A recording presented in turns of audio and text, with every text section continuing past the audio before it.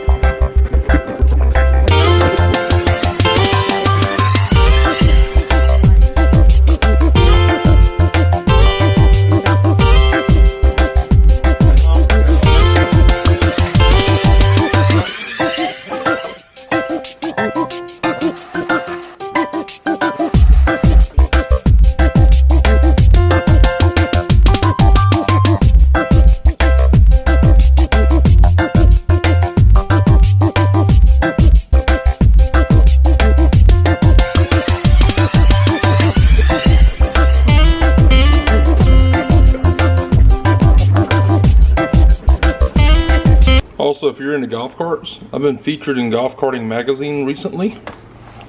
Did a controller install, showed you how to make it quicker, give more torque, security and all. Be sure to check out some of my other videos.